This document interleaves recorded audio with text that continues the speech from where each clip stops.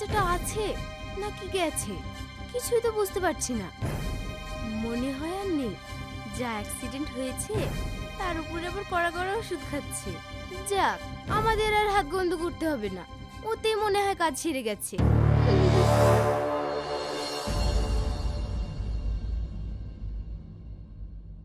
মা তুমি? হ্যাঁ মা, আমি দেখতে এলাম। ঘরে একদম বসে থাকতে পারছি না, শুধু তোদের কথা মনে পড়ছে। মেয়েটা কি করছে, কেমন আছে? খুব কষ্ট হচ্ছে তাই না রে মা তোর? না না মা, আমি এখন অনেকটাই সুস্থ আছি, তুমি চিন্তা করো না।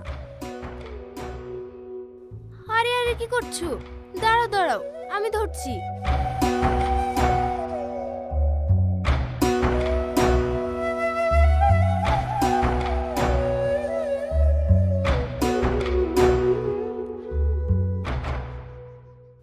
রাহুল কোথায়? ওকে তো দেখতে পাচ্ছি না। রাহুল? ও তো একটু আগেই বেরোলো, বলছিল এইভাবে শুয়ে বসে থাকতে একদম ভালো লাগছে না, মনে হয় বাইরে কোথাও আছে, চলে আসবে। সত্যি রে মা, তোর জন্য আমাদের যে কি চিন্তা হচ্ছে। তোর বাবাও খুব দুশ্চিন্তা করছে, তোদের উপর দিয়ে যে ফাড়া যাচ্ছে। আর অসীম রানী, ওরা তো মুখে মারছে না, সব সময় বলছে মা শাবনামদের কি হয়ে গেল। দেখ মা, অনেকেই ভাবে সৎ মা কখনো ভালো চায় না, সব সময় খারাপই চায়। না মা, তুমি এসব কি বলছো? দেখ মা, আমার ইরানি যেমন, আমার কাছে তুইও তেমন। সবাই ভাবে সৎ মা মানেই খারাপ, সৎ মা কখনো ভালো চায় না, কিন্তু সেটা একেবারেই নয় রে মা।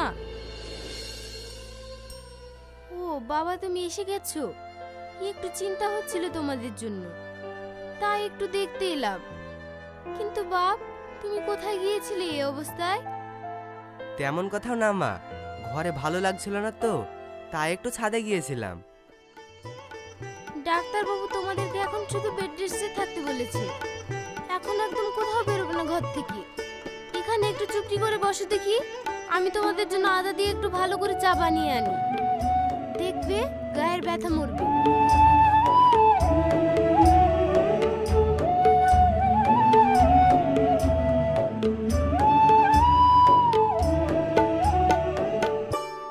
সত্যি মা মনে হয় বদলে গেছে, কত খেয়াল রাখছে তোমার আর আমার। হ্যাঁ গো, মা আগের থেকে অনেক ভালো হয়ে গেছে। তুমি জানো মা কত দুশ্চিন্তা করছে আমাদের জন্য। সত্যি এমন মা অনেক ভাগ্য করে জোটে।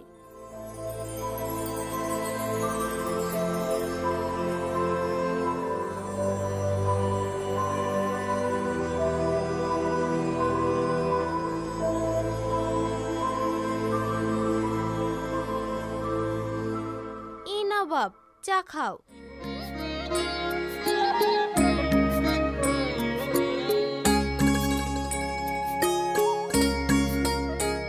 শাবনাম, আজ তো রান্নার মাসে আসবে না, তোরা কি খাবি বল, আমি তাই রান্না করব। মা, তুমি রান্না করবে? এত লোকের রান্না তুমি পারবে? পাগলি একটা, পারবো না কেন? যখন তোরা ছোট ছিলি তখন বাড়িতে কাজের লোক ছিল নাকি? তখন সবকিছু একা হাতেই সামলাতাম, এখন পারবো না কেন? ঠিক আছে মা, আমাদের জন্য তাহলে সেদ্ধ ভাত আর হালকা পাতলা কিছু রান্না করো। আচ্ছা তাই হবে।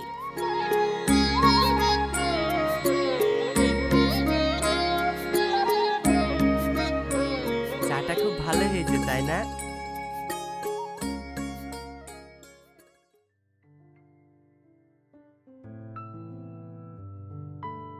এই বাড়িতে সবসময় অফিসের কাজ নিয়ে ব্যস্ত থাকলে হবে?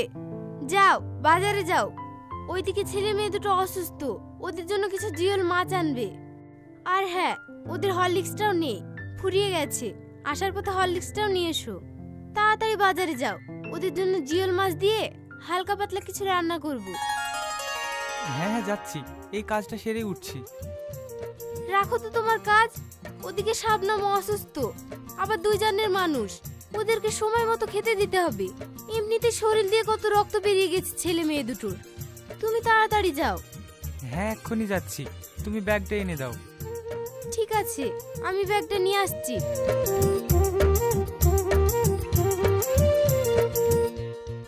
সত্যি প্রীতির সাথে আজ 25 বছর হলো বিয়ে হয়েছে। প্রীতিকে এরকম ব্যবহার করতে আমি কখনো দেখিনি। আমার মেয়েটার জন্য প্রীতি এত করছে। সত্যি ও শাবনামকে খুব ভালোবাসে। আমি হয়তো ওকে ভুল বুঝতাম।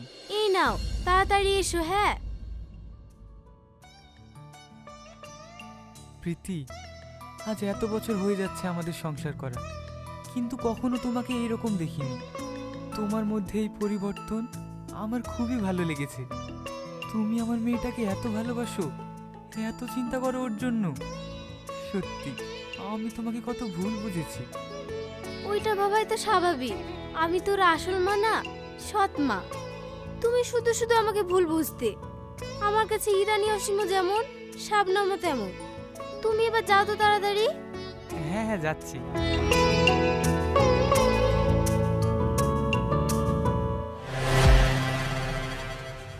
ভালোবাসা না ছাই, সবই তো স্বার্থের ভালোবাসা। শাবনামের বাবা, তুমি সারা জীবন বোকায় থেকে গেলে।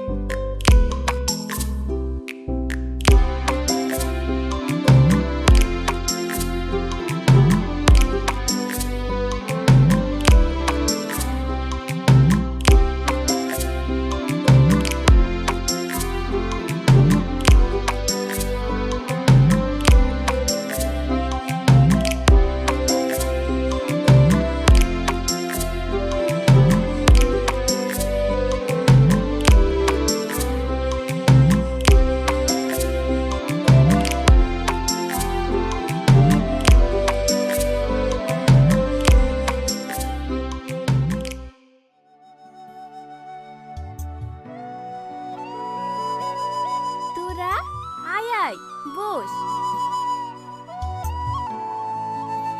জিজু কোথায়? ও একটু বেরিয়েছে। শুনলাম তোদের নাকি অ্যাক্সিডেন্ট হয়েছে, তাই ভাবলাম তোদের সাথে একবার দেখা করে যাই। তোদের শরীর এখন ঠিক আছে তো? হ্যাঁ, এখন অনেকটাই ভালো আছি। কিভাবে হলো এমন? সেদিন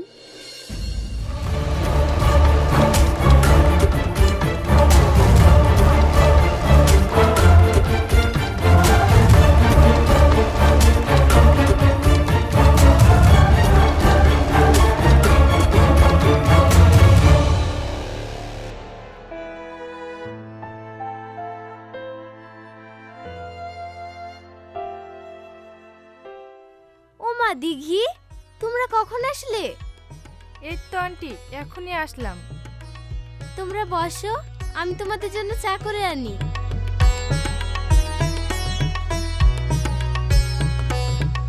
সত্যি রে, উনি সৎ মা হতে পারে, কিন্তু তোকে নিজের মেয়ের মতোই ভালোবাসে। কত খেয়াল রাখে তোদের। হ্যাঁ রে, সত্যি আমার মায়ের মনটা খুব ভালো।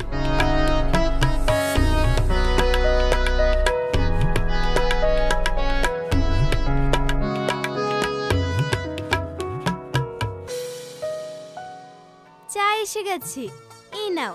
তোমরা চা খাও আর আড্ডা দাও। আমি যাই, ওদিকে অনেক কাজ পড়ে আছে।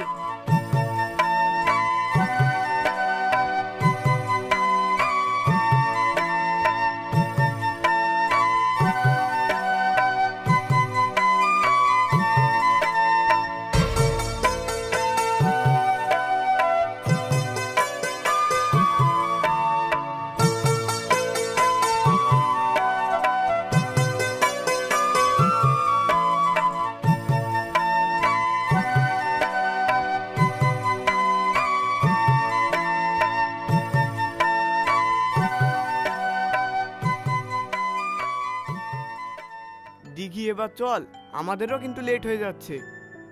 হ্যাঁ রে, আমরা এখন আসি, অনেক দেরি হয়ে গেল। ভালো থাকিস, আসি তাহলে।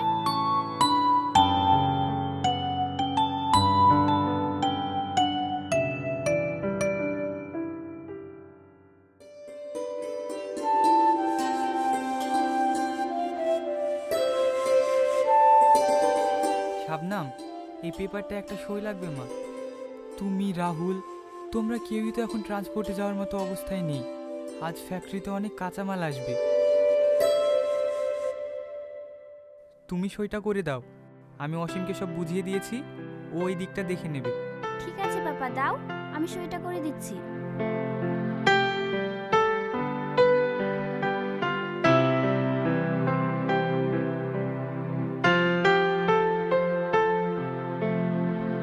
এই নাও পাপা। তুমি এখন রেস্ট করো মা।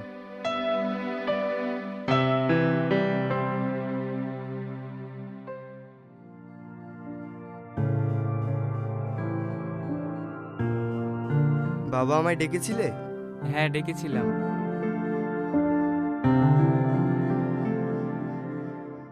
অসীম এই নে, শাবনাম সই করে দিয়েছে। তুই এখনই সমস্ত কাগজপত্র নিয়ে ট্রান্সপোর্টের দিকে রওনা দে। আর কিছুক্ষণের মধ্যে সব মাল চলে আসবে। হ্যাঁ বাবা দাও। আর হ্যাঁ, এই নে, এখানে 1 লক্ষ টাকা আছে, ওখানে দিতে হবে। যা এবার তুই তাড়াতাড়ি বেরিয়ে পড়।